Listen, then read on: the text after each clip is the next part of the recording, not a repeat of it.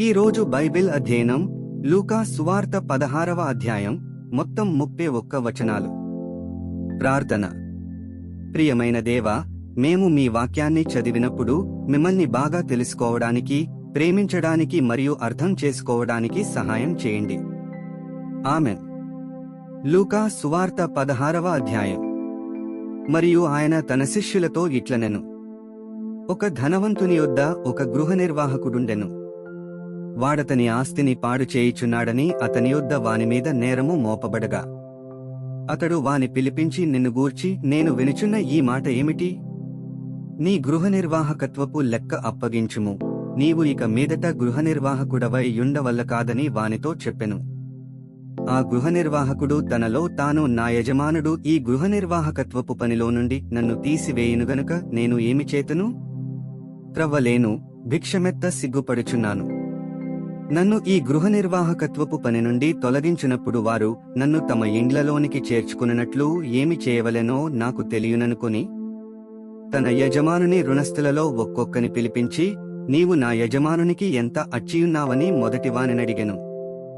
వాడు 100 మణుగుల నూనె అని చెప్పగా, నీవు నీ చీటి తీసుకుని త్వరగా కూర్చుండి 50 మణుగులని వ్రాసికొమ్మని వానితో చెప్పెను. తరువాత వాడు, నీవు ఎంత అచ్చియున్నావని మరియొకనినడుగగా, వాడు 100 తూముల గోధుమలని చెప్పినప్పుడు వానితో, నీవు నీ చీటి తీసుకుని 80 తూములని వ్రాసికొమ్మని చెప్పెను. అన్యాయస్థుడైన ఆ గృహనిర్వాహకుడు యుక్తిగా నడుచుకునెనని వాని యజమానుడు వాని మెచ్చుకునెను. వెలుగు సంబంధుల కంటే ఈ లోక సంబంధులు తమ తరమును బట్టి చూడగా యుక్తిపరులయ్యున్నారు. అన్యాయపు సిరి వలన మీకు స్నేహితులను సంపాదించుకునుడి, ఎందుకనగా ఆ సిరి మిమ్మును వదిలిపోవునప్పుడు వారు నిత్యమైన నివాసములలో మిమ్మును చేర్చుకుందురని మీతో చెప్పుచున్నాను.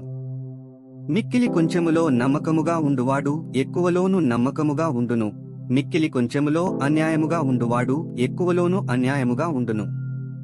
కాబట్టి మీరు అన్యాయపు సిరి విషయములో నమ్మకముగా ఉండని ఎడల సత్యమైన ధనమును ఎవరు మీ వశము చేయును? మీరు పరుల సొమ్ము విషయములో నమ్మకముగా ఉండని ఎడల మీ సొంతమైనది మీకు ఎవడిచ్చును? ఏ సేవకుడును 2 యజమానులను సేవింపలేడు.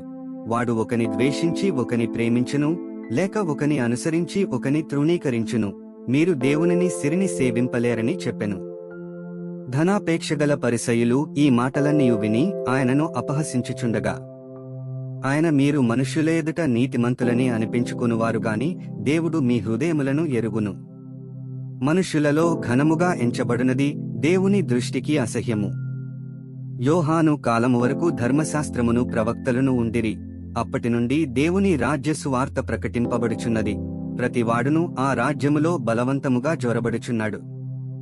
ధర్మశాస్త్రములో ఒక పొల్లైన తప్పిపోవుట కంటే ఆకాశమును భూమియు గతించిపోవుట సులభము. తన భార్యను విడనాడి మరియొకతను వివాహము చేసుకును ప్రతివాడు వ్యభిచరించుచున్నాడు. భర్తను విడిచిన దానిని వివాహము చేసుకునువాడు వ్యభిచరించుచున్నాడు. ధనవంతుడొకడుండెను.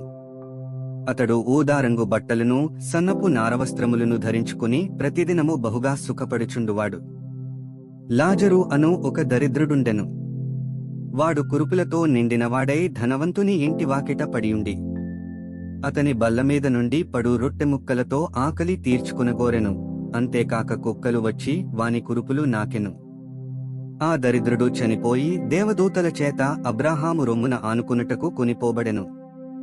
ధనవంతుడు కూడా చనిపోయి పాతి పెట్టబడెను. అప్పుడతడు పాతాళములో బాధపడుచు కన్నులెత్తి దూరము నుండి అబ్రాహామును అతని రొమ్మున ఆనుకునియున్న లాజరును చూచి, తండ్రివైన అబ్రాహామా, నాయందు కనికరపడి తన వ్రేలికొనను నీళ్లలో ముంచి నా నాలుకను చల్లార్చుటకు లాజరును పంపుము, నేను ఈ అగ్నిజ్వాలలో యాతన పడుచున్నానని కేకలు వేసి చెప్పెను. అందుకు అబ్రాహాము, కుమారుడా, నీవు నీ జీవితకాలమందు నీకిష్టమైనట్టు సుఖము అనుభవించితివి, అలాగుననే లాజరు కష్టము అనుభవించనని జ్ఞాపకము చేసుకునుము. ఇప్పుడైతే వాడు ఇక్కడ నెమ్మది పొందుచున్నాడు, నీవు యాతన పడుచున్నావు. అంతేకాక ఇక్కడ నుండి మీ యొద్దకు దాటగోరువారు దాటి పోజాలకుండునట్లును, అక్కడివారు మా యొద్దకు దాటి రాజాలకుండునట్లును మాకును మీకును మధ్య మహా అగాధముంచబడియున్నదని చెప్పెను. అప్పుడతడు, తండ్రి, అలాగైతే నాకు 5 సహోదరులున్నారు. వారును ఈ వేదనకరమైన స్థలమునకు రాకుండా వారికి సాక్ష్యమిచ్చుటకై నా తండ్రి ఇంటికి వాని పంపవలెనని నిన్ను వేడుకొనుచున్నానెను.